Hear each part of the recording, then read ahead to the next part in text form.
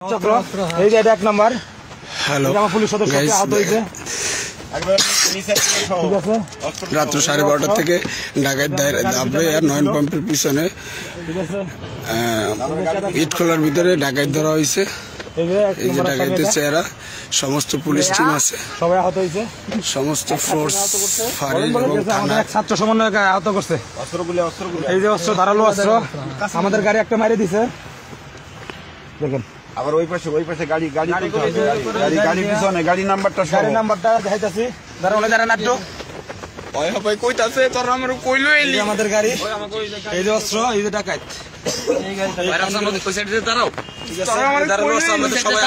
মোটা একটা মানুষ, তোরা আমার কইলো এলি কইতাছে মনে মনে। ঢাকা মেট্রো 1540-25 সিরিয়ালের 40-25 কত সুন্দর দাড়ি দেখছেন। কেউ কাজ করে পাঞ্জাবি পরে যদি ঘোরে কেউ প্রশাসনের পরিচয় দেয়। সঙ্গীর মনে দেওয়া যায়। তুই যে কি করছিলি, কি বাড়ি কানে কানে কি জানি কয় এত বাইরে কি জানি কয় বলি নাই নজরুল, এটা কি ভিডিও হয়েছে মনে হয় না তো? ভিডিও একটা করছি, পরে গাড়ি এটার মধ্যে ঢুকা দিছে একটা করছি।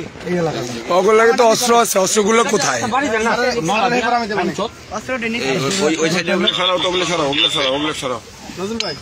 যেটির লাগে অস্ত্র আছে ওটি মনে হয় পলাইছে। করবো সোজা করে দিলাম। ফ্ল্যাশন করেন, পাবিছা আবার পা সামনে লয়, আবার নড়ো কেন? হ্যাঁ তুমি দাঁড়াতে হবে নজরুল। ও বাবা রে, হাতের তো অবস্থা খারাপ। মনে মনে কথা বলেন না। দল ক্ষমতা এলে দিব।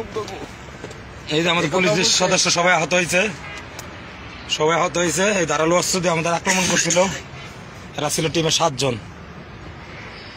এই যে মুটুরের আগে ধরছি, ঠিক আছে বলি। এখন পলাতক আরো অজ্ঞাতনামা 4-5 জন, এরা অস্ত্রধারী ছিল। দেশীয় অস্ত্র উদ্ধার হয়েছে, বাট এদের কাছে যে অস্ত্র ছিল এগুলা নিয়ে তারা গাড়ি থেকে লাফিয়ে পড়ে গেছে।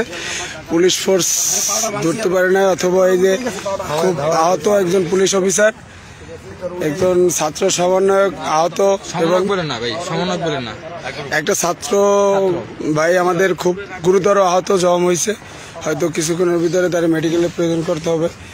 আর এই যে অস্ত্রগুলো, দেশীয় অস্ত্রগুলো দেখেন। 1.5 ঘন্টা ধাওয়া হয়েছে।